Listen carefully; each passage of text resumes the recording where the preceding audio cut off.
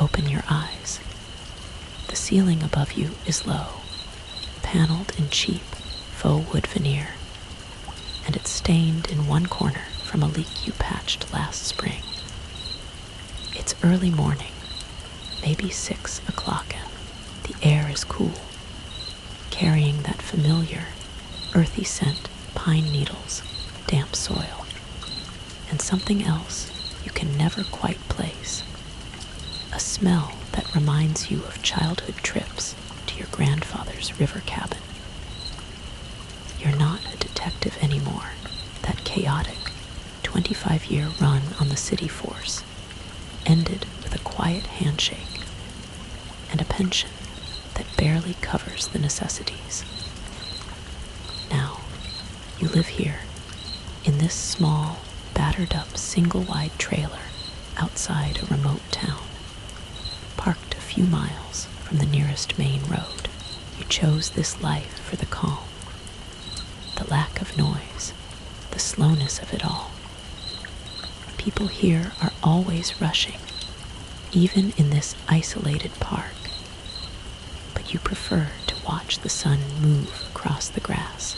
If you're lucky, you can spend the morning by Shadow Creek, a line in the water, a thermos of black coffee resting in your lap, feeling, for a brief hour, that everything is exactly where it should be. You still like keeping busy, though, fixing things. When you first moved in, you replaced the siding, patched the roof, and rewired half the outlets. Now, the locals, Mrs. Aliner in Lot 7, Old Billy by the fence line, they call on you for washing machines, leaky pipes, crooked porch steps. You don't ask for much, a six-pack, maybe a few crumpled bills, or just a simple, genuine thanks. What you miss most about the badge wasn't the uniform or the beat, but being useful. People trusted you back then. They look to you. You still crave that purpose. It keeps your hands occupied. You stretch out your knees, grab the coffee pot, and start your day. The routine a comfortable, numbing ritual. But as you walk out onto the gravel to retrieve your mail, a thought flickers in your mind. You listen to people when they talk. Most of them just want to be heard, and you get that. The world is loud, but it rarely listens, and you know deep down, despite the quiet of this place, trouble has a way of finding you, even when you stop looking for it. It's a bit like the old superstition that if you leave an open book in an empty room, you invite something unseen to read with you. It's an unsettling thought that an invitation to trouble doesn't need to be spoken.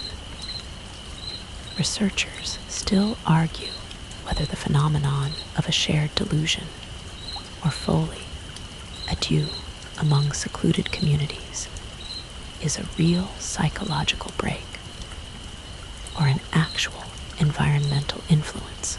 Either way, the isolation here is a breeding ground for something.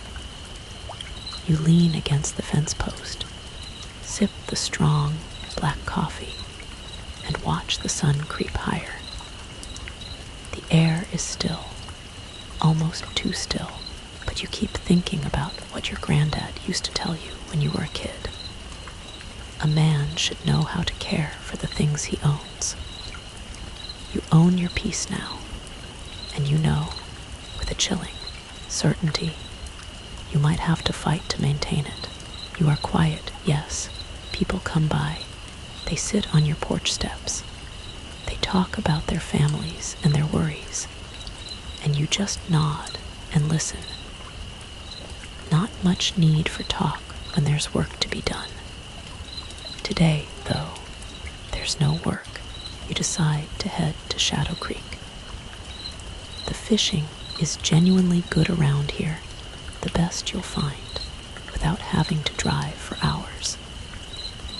You pack your tackle box, a habit you picked up years ago from your granddad, and you head toward the tree line. As you move deeper into the woods, the quiet deepens. It's not the peaceful, natural quiet of an empty forest. This is a quiet that feels strained, a silence that stretches and holds its breath. You don't hear the chirp of crickets, the rustle of small animals, or even the distant calls of birds. It's an absence, and you remember that strange, unnerving fact about infrasound, sounds below the human hearing range, often produced by large animals, can cause feelings of fear, anxiety, and even the sensation of being watched. That psychological creepiness isn't just about what you hear, but what your body feels. You reach the creek, cast your line, and wait. The water moves slow, almost oily, and the only sound is the subtle hum of the line spooling out. You've been in dangerous spots before, alleys at 3 a.m., crowded bars ready to boil over, and your old detective instincts are starting to fire up for no discernible reason. You scan the edge of the woods, the dense underbrush, looking for any break in the silence. It's a hypervigilance you thought you'd left behind with the city. You remember the odd cases back on the force, the ones that went cold immediately because there was nothing to investigate, no forced entry, no struggle, just people gone, people who, statistically, shouldn't have been lone hikers or runaways. The paperwork always concluded with some variation of presumed missing, but you always wondered if the simple, chilling truth wasn't something much darker. You always thought those things stayed in the crowded, messy world of the city.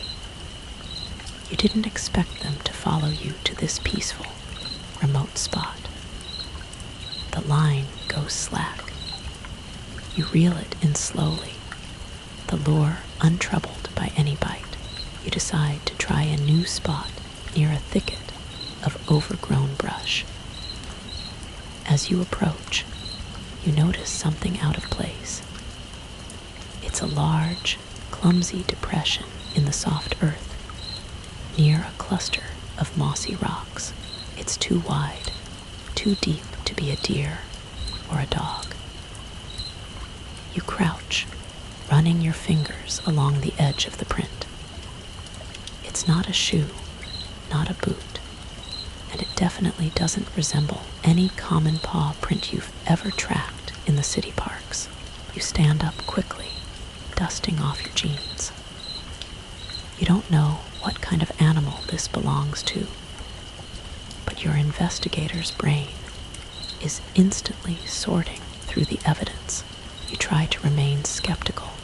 It could be a bear, an unusually large mountain lion, maybe a breed someone illegally let loose out here.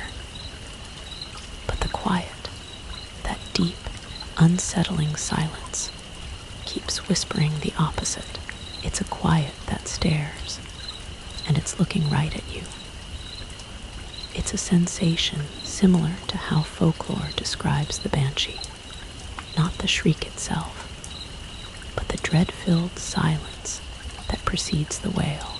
Researchers still argue whether the perceived drop in temperature and stillness is a panic response or a localized atmospheric anomaly. You're certain it's neither. It's just the environment reacting to something wrong being nearby. You pack up your gear, the peaceful morning gone. You can't shake the image of that bizarre, deep print in the dirt. It feels like an omen, a line drawn across the path you thought was leading toward peace. Your hands, the hands that prefer patching roofs and tightening bolts, are now tingling with the familiar, unpleasant itch of wanting to help, wanting to fix something that's deeply broken. You turn back, leaving the unmolested creek behind. The stillness seems to follow you, wrapping itself around your shoulders like a shroud. You know, without a doubt, that whatever made that print is not far, and it's not friendly. You're back at your trailer, working on old Lenny's rickety fence near the edge of the park. The sun is high now, beating down, and the rhythm of the hammer is a grounding comfort. You've wiped the memory of that strange track from your mind, focusing on the simple, honest work of repair. When you hear it, an old engine clattering up the gravel road. It's got that distinctive, loud rattle, the kind that hasn't seen a proper tune-up since the last century. The truck rolls to a dusty stop just past your lot. Out steps Silas, C. Barnes, a farmer who owns the acreage beyond the tree line. He looks beaten down, weary. His clothes are stained, not with blood, you think, but with the dark smudge of dirt and raw worry. "Morning, Jack," he says, giving a tired tip of his cap. "Mornin', C. You all right?" you ask, leaning on your hammer.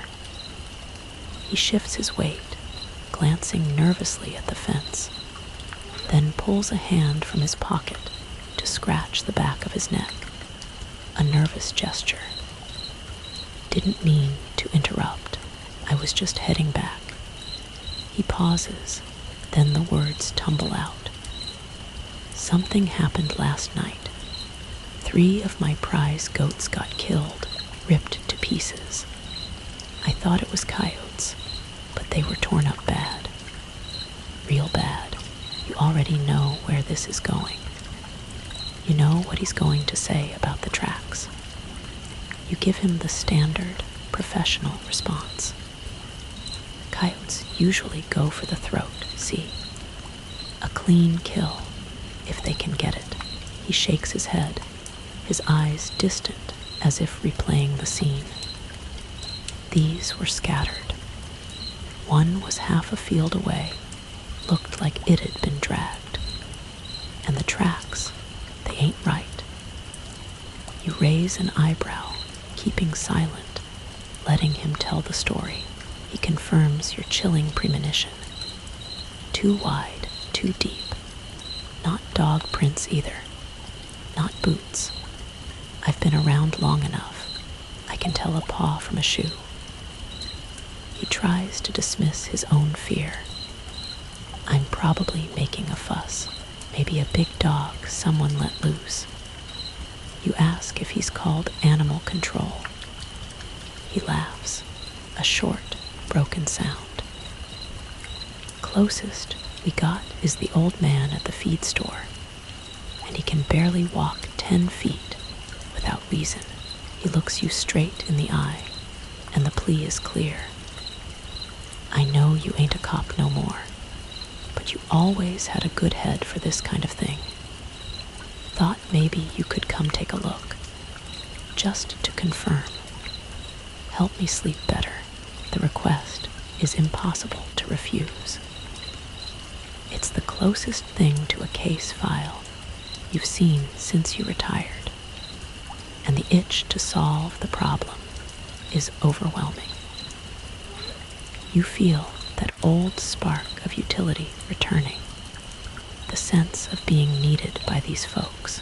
You nod, wiping your hands clean on a rag. "I'll come by this afternoon." A visible wave of relief washes over Silas's shoulders. "Appreciate that, Jack. Really do." He climbs back into his noisy truck and pulls away in a cloud of dust. You watch the taillights disappear. You don't like the sound of it, not the brutal nature of the kills, and certainly not the description of the tracks. You owe see a look, but you suspect you're not going to like what you find. You feel the same cold dread that hangs over the urban legend of the Mothman, not because of the creature itself, but because its appearance always seems to precede a major, unexplained disaster. Researchers still argue whether the sightings around Point Pleasant, West Virginia, were misidentified barn owls or a psychological stress response brought on by local factors. For you, it feels real. This entire conversation confirms your earlier hunch. The stillness was a warning. You're a part-time handyman and a full-time fisherman, but tonight you're back on the case. And you know this isn't going to be about a lost dog. The sun is beginning its slow dip toward the horizon when you pull up to Silas's farm. Long shadows stretch out across the pasture, painting the scene in ominous lines. Silas is waiting by the barn, looking like he hasn't moved since the morning. He gives a quick wave and leads you past the goat pen, through a back fence, and out into the vast field. Right over here, just past that thicket, he says, his voice low. You walk in silence, your boots crunching on the dry grass. The land rolls gently toward the tree line and the steep hill of Blackwood Ridge. Even now, with the farmer beside you, the edge of the woods feels wrong. Too still. You can't hear any birdsong, a detail that bothers you more than it should. Silas points to a patch of bare ground near an old tree stump. That's where I found the first one. The others were farther out. You crouch low. The ground is disturbed, blood dried dark brown in the dirt, mixed with clumps of matted fur. The first piece of evidence. Whatever did this didn't eat much. It just tore. You follow the marks with your eyes, seeing the crushed grass where the body was dragged. The trail heads straight across the open field toward the base of the ridge. You walk the trail while Silas stays behind, chewing anxiously on a toothpick. Every few steps reveals more signs. Shreds of fur, patches of torn grass. You notice shallow scratches in the bark of the low-hanging trees. Then one mark, higher up on a sapling, stops you cold. It's not the ragged scoring of a deer rubbing its antlers. It looks like something raked down with claws. 4 long, clean, deep lines scored into the young bark. You place your hand next to them. Each gouge is nearly as wide as your fingers. This is definitely not a coyote. This predator has immense strength and claws like talons. You continue walking until the trail disappears into a narrow break in the brush, heading straight up the rocky side of the ridge. The earth is severely disturbed here. The prints are huge, deep, and spaced too far apart for anything local. Whatever this is, it moves with terrifying speed. You walk back to Silas, who is still kneeling by the second blood patch. You find anything? He asks. You nod slowly. The trail leads up toward the ridge. I need to take a look up there. Won't be long. Silas stands up, brushing dirt from his knees. He has to get back to his calving cow. You tell him the only thing that matters now. Tell the neighbors to keep their pets inside. Livestock, too. Lock the coops and pens, just in case. You think it'll come back, he asks, his face pale. You don't answer directly. You don't have to. It's better to be careful. He nods, recognizing the old detective's caution, and walks back to the barn. You turn toward the path, eyes fixed on the darkening ridge. You are moving from a professional evaluation to a direct confrontation. You've seen enough in your years to know that a predator that kills without eating is either sick or sending a message. It's the same psychological terror used by the infamous Zodiac killer. The brutality isn't about the act. It's about the sheer, terrifying unpredictability. Researchers still argue about whether this pattern is purely for intimidation or a sign of disorganized behavior in the offender. You just know that a simple warning is not enough. You're going up there, and you have to find out what kind of message this is.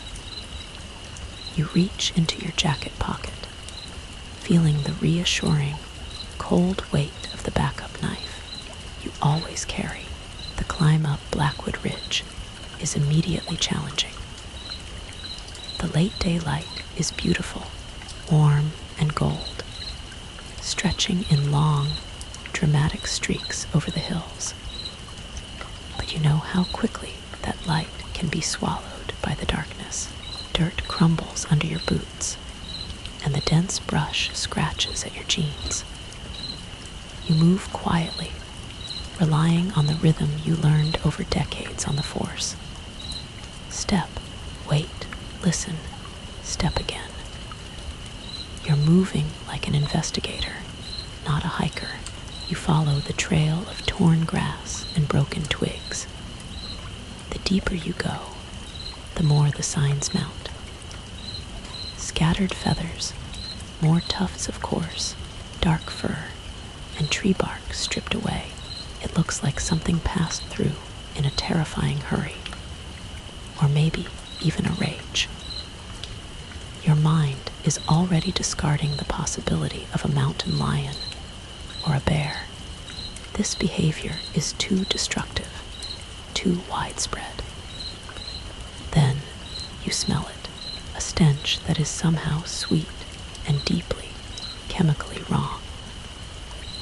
It's the kind of smell that doesn't just assault your nose. It turns your mouth dry and tightens your stomach.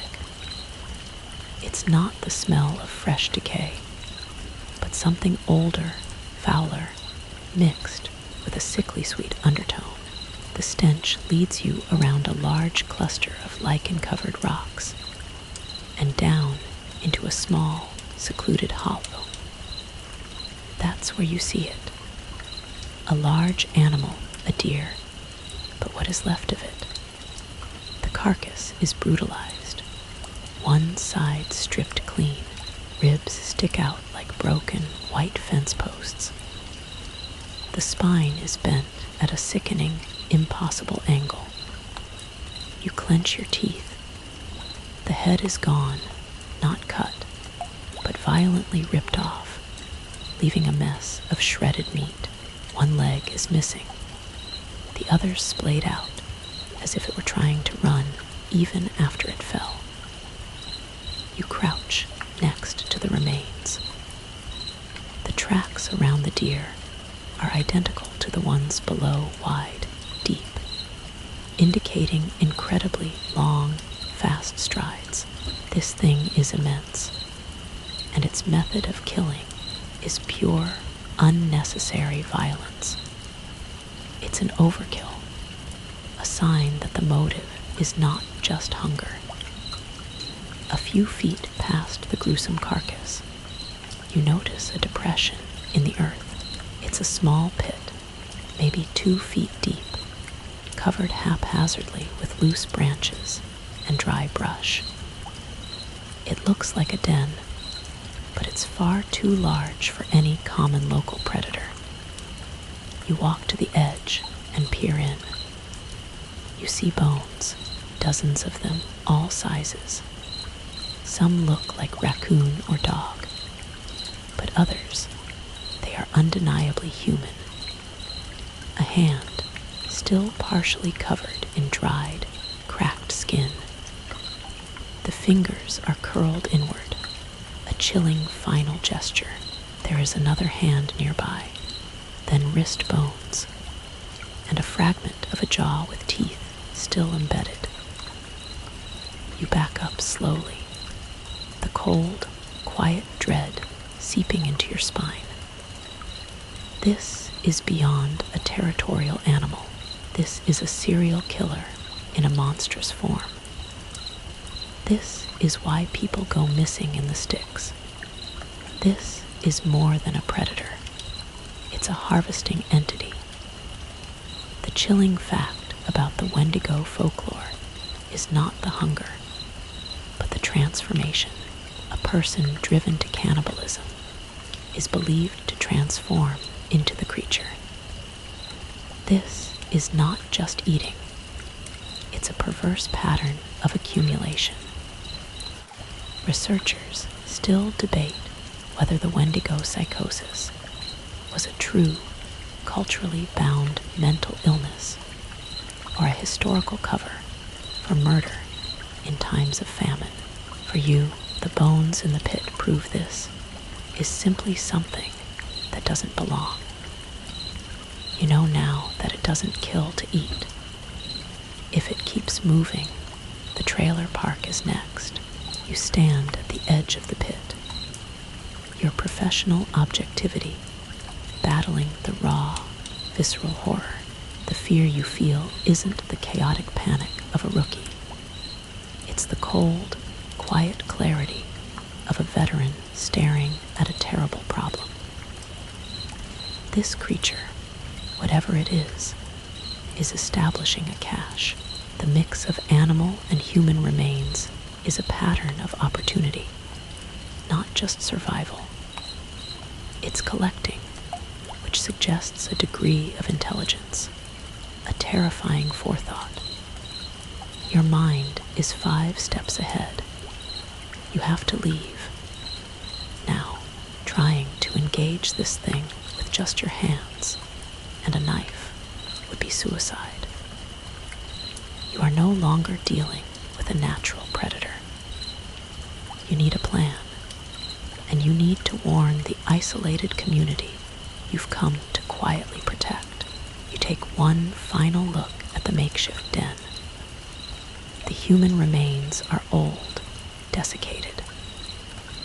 This pit has been in use for a long time, suggesting the creature has been lurking on this ridge, invisible, while the townsfolk whispered about hikers and loners vanishing.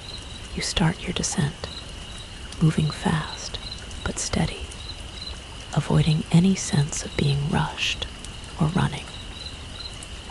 The twilight is thick now, and the woods are turning into indistinct shapes. Every snapping twig, every sudden shadow is instantly registered and dismissed. You are focused, your senses heightened by the knowledge of what waits up here. You reach the bottom of the hill just as the last of the light leaves the pasture. Silas is nowhere to be seen, likely inside with his calving cow. You don't stop for a knock. This is no longer his problem alone. It's the whole park's. You drive the few miles back to the trailer park. As you pull in, lights are starting to flick on inside the windows. Kids are still out on the gravel loop, completely oblivious, kicking a worn, half-flat ball around. Old man Hollies is sitting on his porch, radio playing a tune you don't recognize, humming softly. Everything looks normal, but it's not. The illusion of peace has been shattered by the grim contents of that pit. You go straight to the community bulletin board. It's a flimsy wooden thing, leaning precariously between two fence posts near the mailboxes. It's cluttered with ads for garage sales, free kittens, and requests for rides into town. You find a scrap of paper and a pencil. You keep the message simple, direct, and non-alarmist. No mention of goats, claws, or human remains. You write, "Stay inside after 6 p.m. Jack." You tack the note dead center. People will see it. Whether they listen is another story. As you turn, you hear chuckles. It's Marco, the mid-20s gas station attendant, and his tall, grinning friend. Marco squints at the sign and grins, making a joke about a curfew. His friend laughs, tossing out a snide comment about the boogeyman. They find it hilarious. You say nothing. You just stare at them for a beat. Marco raises his hands, palms out, a gesture of mock surrender, saying he was only kidding. They walk away, their laughter and talk of a weekend party fading into the evening air. You stand there, staring at the paper. The wind tugs at it, but it holds. That psychological fact about the bystander effect whispers in your ear. People, especially in groups, will almost always defer responsibility and dismiss danger if they don't see an immediate, consensus-driven threat. Researchers still argue whether the phenomenon is due to social comparison or diffusion of responsibility. You know from your years on the force that you cannot rely on anyone but yourself. The warning is set. Now, you have to prepare for the confrontation. The night settles fast over the trailer park. A heavy, moonless blanket. You are inside your trailer, but you are not resting. Your lights are off, and you're moving slowly, methodically, with the quiet focus of a hunter. You're wearing your jeans and a t-shirt, boots off, but you're not planning on sleeping. You check the window beside your bed. It's open just a crack, enough to let in the low, muffled sounds of the night. Crickets, the distant frogs, and the sound of the breeze moving through the trees. A sound like an old broom sweeping the darkness, but you're listening past those comforting sounds, listening for the unnatural silence you experienced on the ridge. Your hand rests near the old rifle you keep propped against the wall. It's a Winchester, a reliable, heavy piece of metal that feels right in your grip. You're ready, but you're also being smart. You spend a quiet hour rigging an old-school perimeter alarm behind your shed. It's simple, but effective. A thick pressure plate connected to a wired buzzer that's tucked out of sight inside your trailer. If something large steps on it, you'll know instantly. Most nights, it stays quiet. You lie on your back, staring at the ceiling, drifting in that strange, suspended place between sleep and total alertness. You are the quietest person in the park, but tonight, you are also the only one fully awake. You remember Marco and his friend's laughter, the joke about the curfew, and the boogeyman. They dismissed the threat as soon as you presented it. It's the constant tension of the job you left behind. People only believe in the danger they can see, the one that's on the nightly news. They don't believe in the quiet, patient horror that moves in the dark, gathering bones in a pit. You're back to your detective mindset, sorting the evidence: 3 mutilated goats, a deer carcass, human remains, and tracks that belong to nothing known. You've dealt with enough unsolved cases to understand that the world isn't always neat, that some lines on a police report will never have a clean answer. The most chilling fact about old folklore, like the skinwalker, is the belief that the creature doesn't just imitate humans. It can take the form of local animals to conceal its intelligence. Researchers still argue whether the concept is a genuine paranormal entity or a cultural safeguard to prevent malicious witchcraft. You just know that a simple wolf wouldn't be leaving hands in a den. You keep running scenarios in your head. The thing moves fast. It's violent. It's smart enough to establish a permanent lair and drag its victims across a field. Your initial warning is a necessary, almost ritualistic action, but you know it won't stop what's coming. The slowness you cherish in your retired life is now a handicap. This thing lives in the rage and the rush. You close your eyes for a second, just to rest them. You still miss being useful. You miss the job, because it gave you an arena for this specific kind of energy, the drive to fix what's fundamentally broken. Now, your arena is a small, dusty patch of gravel between your trailer and the dark tree line. You listen to the crickets for a long moment. It's a trick of the mind, a way to anchor yourself to the normalcy of the night. But you know the crickets are just waiting too. You are an old cop, a part-time handyman, and now a reluctant sentient. The air in the trailer is thick and still. You've been staring at the faintly green glow of the microwave clock across the room for what feels like hours. You're in that suspended state, ready to transition from a light doze to full action in a fraction of a second.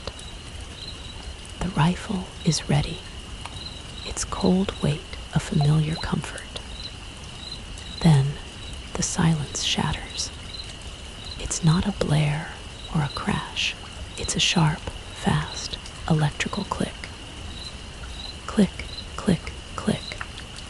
A rhythmic sound like tapping on glass.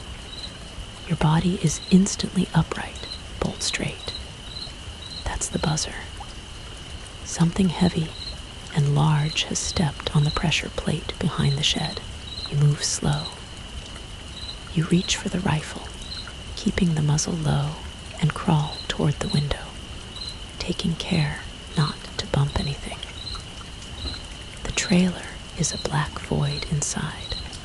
You don't want to give it any outline to shoot at. You ease yourself up to the edge of the window frame and peer out into the darkness. At first, there's nothing. Just the black geometry of the tree line and the fence. The crickets are completely silent now. The wind has died down. The quiet that stares has arrived. Then you see them, just over the top of the fence line, past the narrow clearing between your lot and the woods. 2 spots of light. Eyes. They are red, not the reflective, amber glow of a deer caught in a flashlight. deep, angry, internal red, like glowing coals. And they are set too far apart for any local animal you know. Most unsettlingly, they are too high up for anything moving on four legs. They are absolutely unmoving. They are staring straight at you. You feel the familiar, physical tingle of cold dread race across your scalp and down your arms.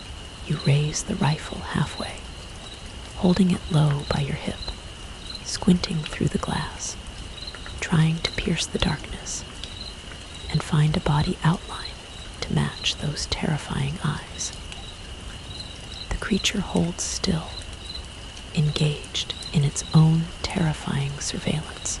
You hold your breath.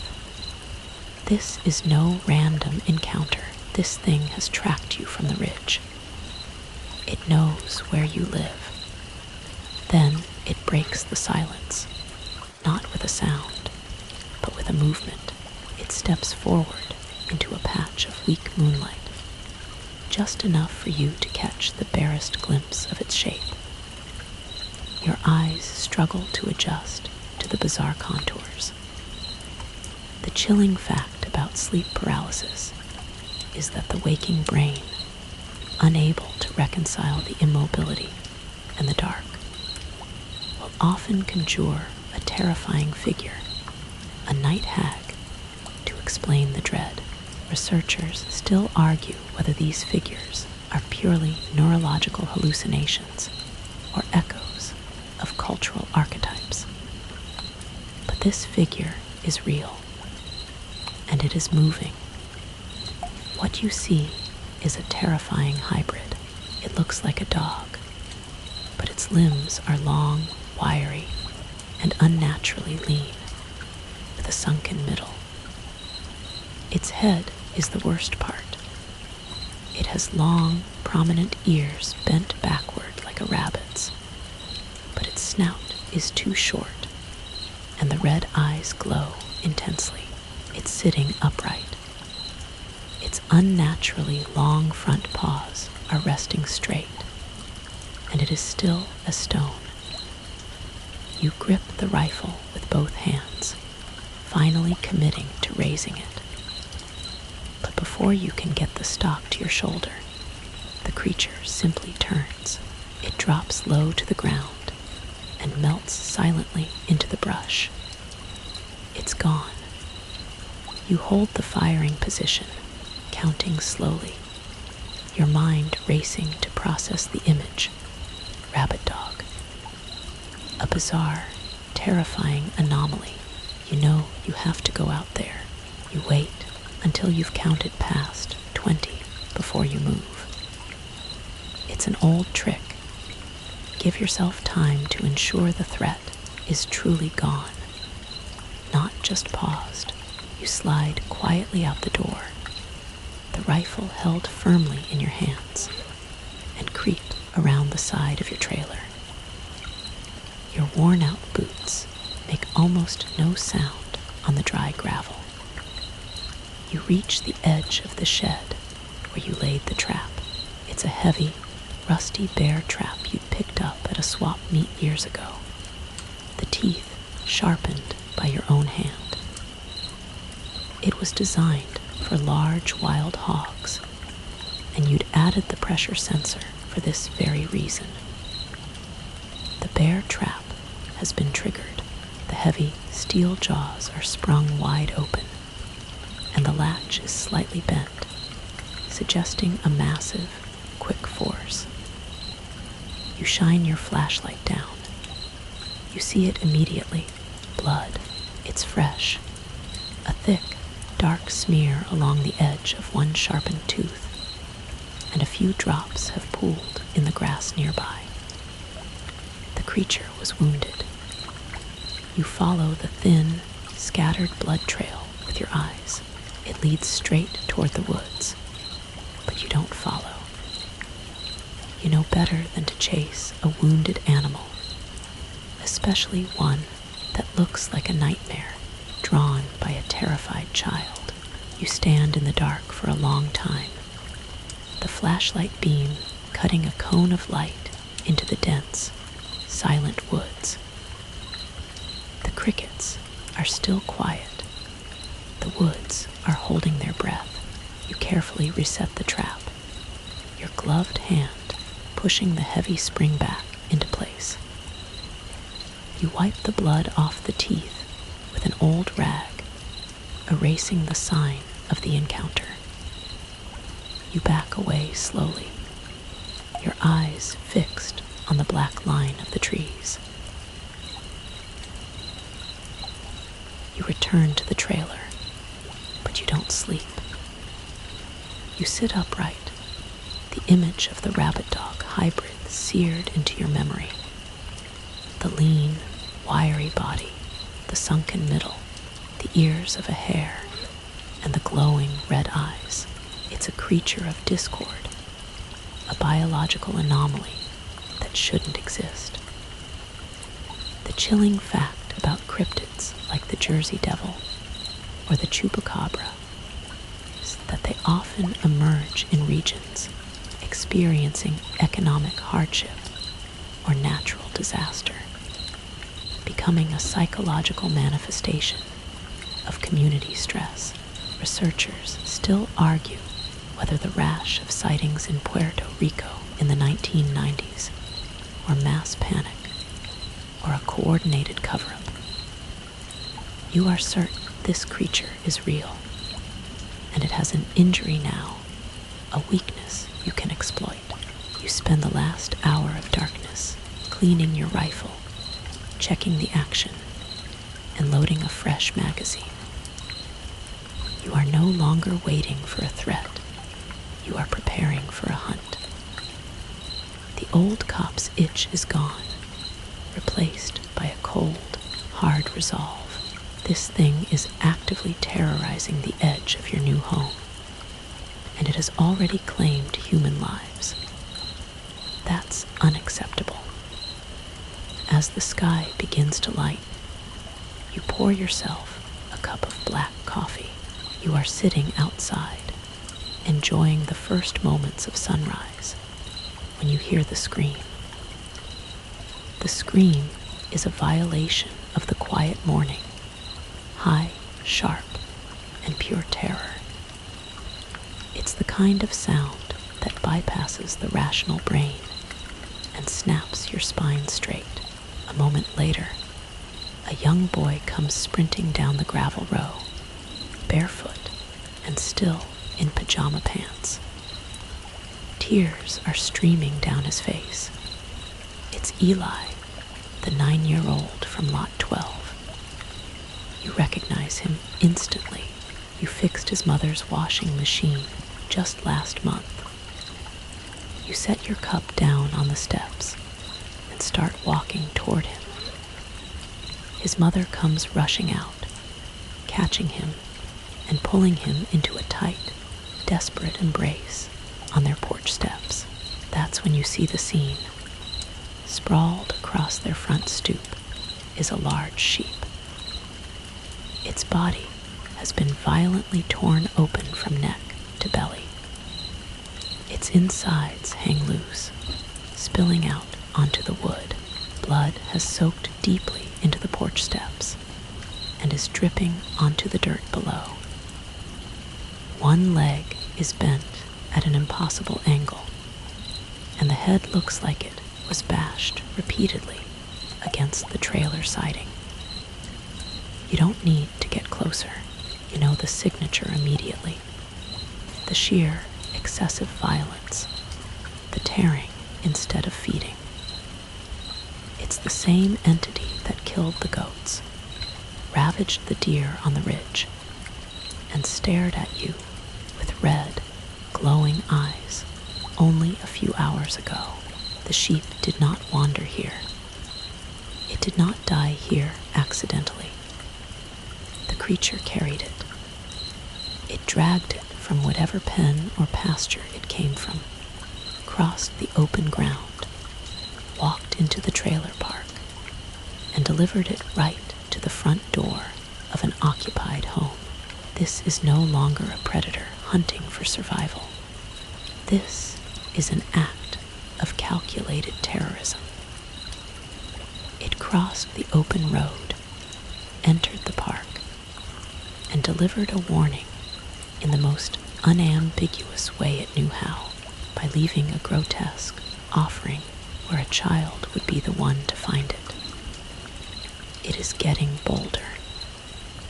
If it can take down livestock, drag it all this way, and slip back into the woods without a sound, then the escalation is inevitable. It's only a matter of time before it moves from animals to people, maybe a pet, maybe a person, maybe a child like Eli. The chilling fact about cursed objects, like the famous Annabelle doll, is that the object itself is often inert.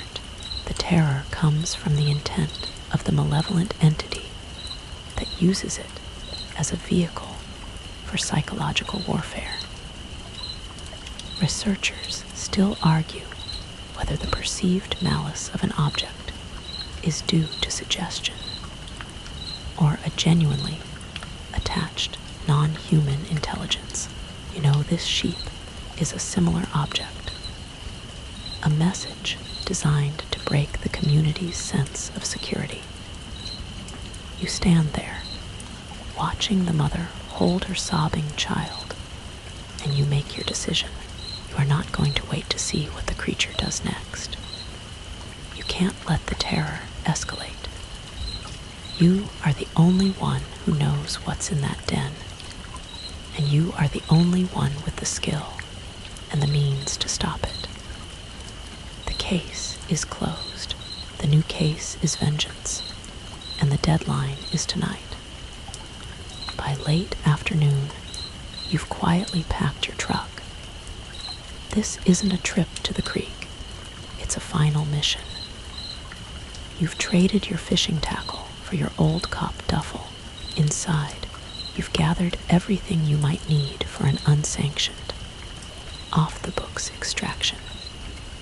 Thick leather gloves, a length of heavy nylon rope, your hunting knife, the Winchester rifle, and extra rounds. You also grabbed a few unlikely items that fit your grim plan.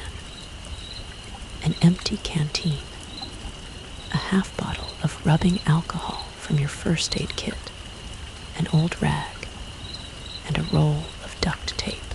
You drive the back road that winds past Silas's empty fields and heads toward the base of Blackwood Ridge. You park the old truck strategically behind a thick line of overgrown brush, ensuring it's completely out of sight. The sun is low enough that you know you'll be on the ridge at dusk, exactly when the creature begins to stir. The light is beautiful again, warm and gold over the treetops, but it's the kind of light that vanishes instantly. The climb is slow and careful. The loose dirt gives way under your boots. You move with intense concentration, checking the brush, watching for broken twigs, any sign of fresh disturbance. You're retracing your steps, memorizing the path that leads to the clearing with the carcass. The putrid, sour smell hits you again before you even see the remains. It's worse this time. You push past a low-hanging branch. The deer's remains have sunk further into the dirt, barely holding their shape. A cloud of flies swarming the cavity. You wave them off and move quickly past the carcass, heading straight for the den.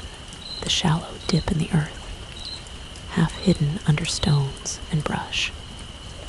You stop and crouch, realizing you didn't look closely enough yesterday. You pull out your flashlight, brush away the sticks, and lean down. The beam disappears into blackness. It goes much deeper than you initially thought. This isn't a temporary shelter, it's a burrow. You drop your nylon rope down, not for your immediate use, but to mark your way back to the surface.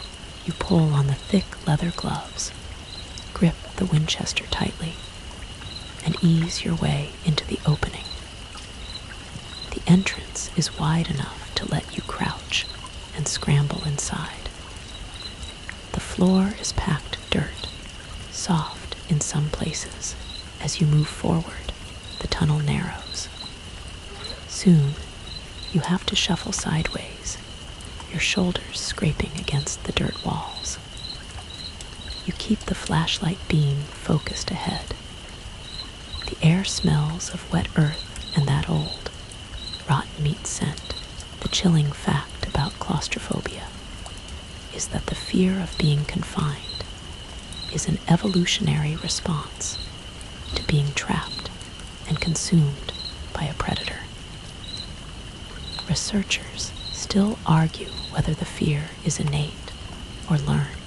In this moment, in this dark, tight tunnel, you feel the pure, primal reality of that fear. You are walking into the throat of the beast. The tunnel curves. You know what you're doing. You're walking into the lair to draw it out. If you can't face this thing in close quarters, you'll flush it out on your terms. You are going to choke it out of its home, like a rat. The tunnel finally opens into a small, cramped chamber. The light beam catches on the floor, and your boots crunch on something dry and brittle. Bones. Hundreds of them. They are chewed, broken, and scattered everywhere. You step carefully across the bone-strewn floor. Then you see the body. It's lying against the far wall, twisted, half covered in dirt. You step closer. The man's legs are gone below the knee, chewed clean to the bone. One arm is bent the wrong way, an impossible angle. The face is bloated, the eyes gone, the jaw slack with decay. But you recognize him. It's Trent McKee, the man who ran the pumpkin patch a town over, the one who sold hot cider at the festival and talked too loud after a couple of beers. He wasn't a friend, but you knew his face. It was a local institution. Now, that face is just a terrible, cold mask under a ceiling of packed earth. The quiet horror you felt on the ridge is replaced by a professional, righteous fury. This thing didn't just kill livestock and leave grotesque warnings. It targeted people. It dragged them from wherever they were, brought them here, and consumed them in pieces. It chose Trent McKee, and from the look of the remains, it had taken its time. You stand in that dirt-packed room, letting the cold reality settle. Your knees ache, and the weight of this secret, this buried truth, presses down on your back. This creature is too fast, too strong for a direct fight with just a rifle. You were lucky it was out hunting when you first found the den. You back out the way you came, slowly, steadily. The rifle is up, and you're checking every inch of the tunnel behind you. You reach the mouth of the den just as the last of the daylight is truly gone. You see the rope, still trailing from the bushes, your marker. You pull it up and throw it into your bag. Now you get to work. You pull out the supplies you packed. The empty canteen, the rubbing alcohol, the old rag, the duct tape. You pour the alcohol into the canteen, stuff the rag down the neck as a wick, and seal it tight with tape. You're not making a firebomb. You don't want to start a wildfire on the ridge. You want to choke it. You pull a small packet of powdered chili from an old camp pack. The stuff is potent enough to burn your nose just from being near it. In a tight, sealed den, it will be more than enough to do severe damage. You dump the burning powder into the alcohol mix. The chilling fact about tulpas from Tibetan mythology is the belief that an entity can be manifested into reality through sheer mental focus and collective thought. Researchers still argue whether these concepts are purely spiritual or a form of profound psychological projection. You are certain the fear this creature generates is almost as effective as its claws. Now you're turning the fear back on it. You give the canteen one final shake. You're ready to flush the rat out. You light the rag wick with your lighter. The flame catches quickly, and you toss the canteen bomb down the dark entrance of the den. It rolls in slow, and you step back fast. A few seconds pass. Then, a thin, acrid, gray smoke starts to trickle out of the entrance. It's thick and oily, carrying the unmistakable chemical scent of the rubbing alcohol mixed with the raw, burning chili powder. You circle around, finding cover behind a thick, wide tree about 20 yards from the den opening. The Winchester is up, pressed firmly against your shoulder, your eyes centered on the entrance. You wait. 10 minutes pass. The smoke is thicker now, pouring from the opening like a suffocating cloud. Nothing moves. 15 minutes. Still nothing. The tension is a wire pulled taut. Then, at the 20th minute, you hear it. A scraping sound from deep inside the earth. Then a groan wet and awful, like a large, broken animal trying to breathe through mud. The thing appears. It drags itself out slowly, with agonizing difficulty. One of its legs is bent at a hard, unnatural angle. You recognize the limp. Instantly, the wound from the bear trap hasn't healed.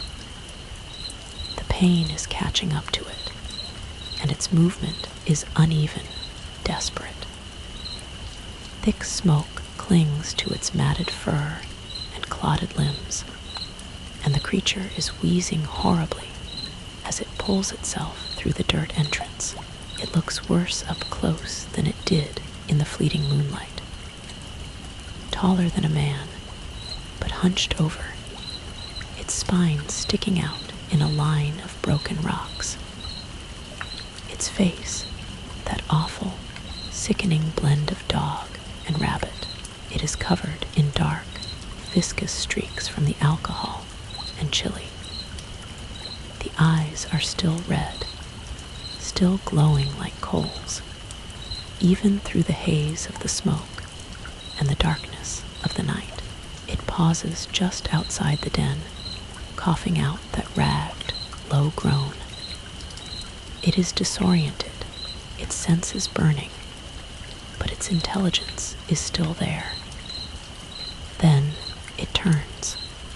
It looks straight at you, even through the dark, through the thick, acrid smoke. Those glowing red eyes lock onto yours. There is no confusion, no generalized threat. It knows exactly where you are, and it remembers you, the rabbit-dog hybrid. Its terrifying body bent with pain stares right into your soul. You don't wait for it to recover. You don't wait for it to move. You don't even need to aim. You fire. The chilling fact about voodoo death or nocebo is that people can literally die from the belief that they have been cursed, demonstrating the immense power of directed intention. Researchers still argue about whether this is a physiological shock or a psychosomatic shutdown. You are certain this creature is fueled by malice, and you are about to hit it with a physical reality check. The rifle kicks back hard against your shoulder. The crack of the shot is deafening, echoing across the silent ridge, a violation of the quiet you'd sought. The bullet hits. The creature's head snaps back with impossible speed, and its long, gangly body drops instantly without a single sound.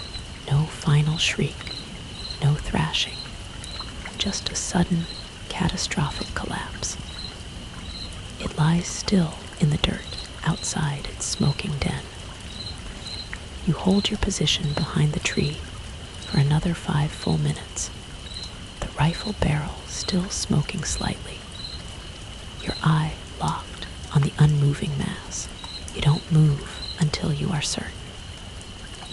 The years on the force taught you that the most dangerous criminals and the most frightening creatures will always try to trick you into dropping your guard.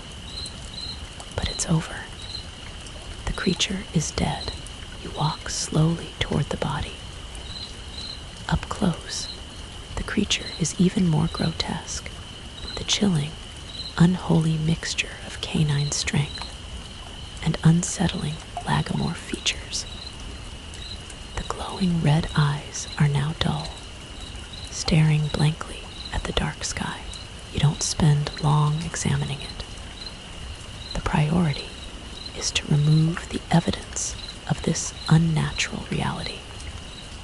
You can't leave it for a hiker or for a curious child to find. You can't leave it for the town to find. This kind of truth will break the fragile peace of the community more effectively than a mutilated sheep. You carefully check the area for any sign of a mate or another den, moving methodically, relying on your detective training. The ridge is now completely silent, the kind of quiet that follows a storm, a sense of vast, empty relief. The crickets start their low, hesitant chirping again, a sign that the natural order is tentatively returning. You retrieve the body, a difficult and physically taxing effort due to its size and the limp reality of its death. You can feel the sharp angles of its powerful, wiry frame beneath the thick fur. You carry it down the ridge, the weight of the beast heavy on your back, the weight of the secret heavier in your mind. By the time you roll back into the trailer park the next morning, the sun is just creeping over the horizon. The early light lays a soft, gentle orange glow across the gravel lots and the familiar, sagging fences. You park your truck, the tires crunching softly.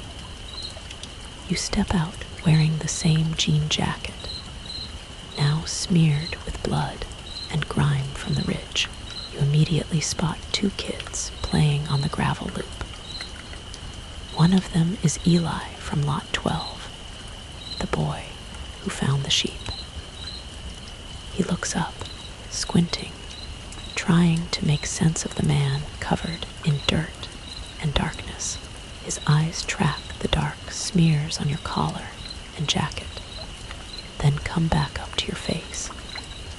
He doesn't say a word. You don't offer an explanation. You know he is smart enough to simply accept the new reality.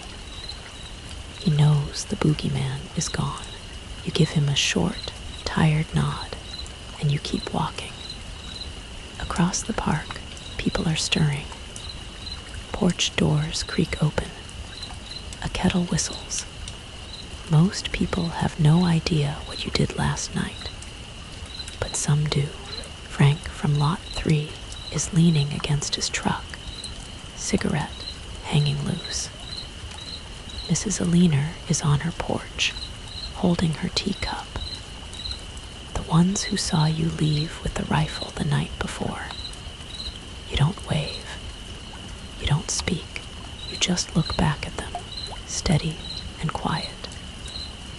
And in that quiet, an unspoken contract passes between you. The yards are quiet again. The kids are safe. That is all the explanation they need, and all you will ever give them. The chilling fact about the Golem of Prague is that it was not meant to be a permanent solution. It was a temporary protector designed to be dismantled when the crisis passed. Researchers still argue whether the legend is about the limitations of man or the dangers of unchecked power. You know your job is only half done. You need to complete the cover story. After a quick, much-needed shower and a change of shirt, you drive into town. The police station looks exactly as you remember it. Plain brick, faded badge logo on the front window, and a flag that never quite hangs straight. Inside, the front desk is different glass partition, newer computers. But the young officer behind it is the same archetype, eager, bored, and hungry for some kind of action. You ask for Agent Davis. The young officer points toward the back with a little too much enthusiasm. Davis is sitting in the same back office he's occupied for decades. His desk is a mess of papers and dust-covered plaques. He's thicker, his hair thinner. But the moment he sees you, the old grin is there. Well, look who the cat dragged in. They finally ask you to come teach these rookies how to actually hold a gun, he says, pushing back in his chair. Not quite. I'm here to file a report, you say. The grin vanishes. He sits up straight, pulls a pad, and clicks his pen. You tell him everything you need him to know. You talk about finding a cave on the ridge, an old den. You tell him about the body you found inside, Trent McKee, the pumpkin farmer from the next town. You explain that the remains were badly damaged, but enough was left for a clear identification. Davis listens, silent. Any idea what did it? He asks finally. You look him straight in the eye and deliver the cover story, the one that will make sense to the paperwork and the public. Large wolf, aggressive, real territorial. I tracked it last night. Did you kill it? You nod. Then comes the crucial question. What happened to the body? I burned it. Took it to the old junkyard behind Miller's and set it alight. Figured it was safer than leaving it out there, you explain. He raises an eyebrow. The look that says he knows you're leaving out a crucial 50% of the truth. But you've known each other too long for him to press it.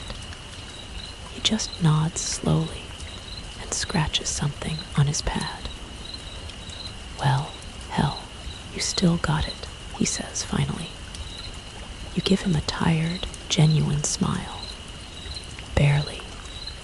He claps you on the shoulder, the same rough hand you remember. You ever think of coming back? Not full time. Just help train the new blood. The question follows you all the way home. It started as a joke, but as you drive past the farms and the quiet, empty lots, you consider it seriously. Retirement was supposed to be quiet. You found peace in the fixing of things, the fishing, the slow pace. But the last few days reminded you of the feeling of being truly useful in a way that mattered. The chilling fact about Stockholm Syndrome is that the victim often forms an attachment to the very person causing their terror, illustrating the brain's desperate need to find order in chaos. Researchers still argue whether it is a coping mechanism or a defense strategy. For you, the opposite is true. The chaos, the terror, has reawakened a part of you thought was dead. You pull into the trailer park and see Eli and his friend playing again, like nothing ever happened. You realize you're not done. You may not wear the badge anymore, but the purpose is still there. The quiet life is nice, but some darkness needs a light you alone can carry. You made it. You closed the book on the rabbit dog. You covered the truth, and you returned to the slow, quiet life. But a life with a quiet life with a secret is never truly quiet. That sense of peace you chased after the force is yours again. But it's a fragile thing now, guarded by the knowledge of what lurks in the deep woods, and the faint, lingering smell of smoke, and fear on your old jacket. You are safe. The screen is going dark now. The rain outside is just rain, and the shadows in your room are only shadows. Don't worry about the floorboards creaking. It's just the old house settling. It's always just the house settling. Focus on my voice. Breathe in, breathe out. You are safe now. Sleep peacefully if you can.